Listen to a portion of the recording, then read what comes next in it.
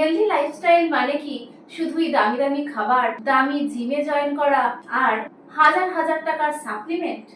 অনেকেই মনে করেন স্বাস্থ্য বজায় রাখতে গেলে অনেক টাকা লাগে, কিন্তু আসলে স্বাস্থ্য কখনো টাকা দিয়ে কেনা যায় না। স্বাস্থ্য তৈরি হয় অভ্যাস দিয়ে। ভাবুন তো, একটা আপেলের দাম হয়তো 30 টাকা, কিন্তু এক প্যাকেট চিপস এবং কোল্ড ড্রিঙ্কস কিনতেও কিন্তু তেমনই টাকা লাগে। তাহলে বিষয়টা টাকার নয়, আপনার পছন্দের। আমাদের দাদু ঠাকুমারা কি জিমে যেতেন?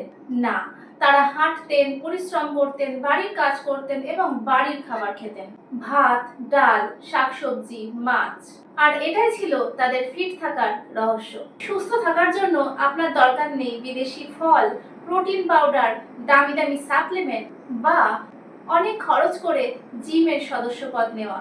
আপনার দরকার পর্যাপ্ত জল খাওয়া, প্রতিদিন 30 মিনিট হাঁটা, ঘরে তৈরি সাধারণ খাবার, পর্যাপ্ত ঘুম আর তেলে ভাজা এবং অতিরিক্ত চিনি কমিয়ে দেওয়া।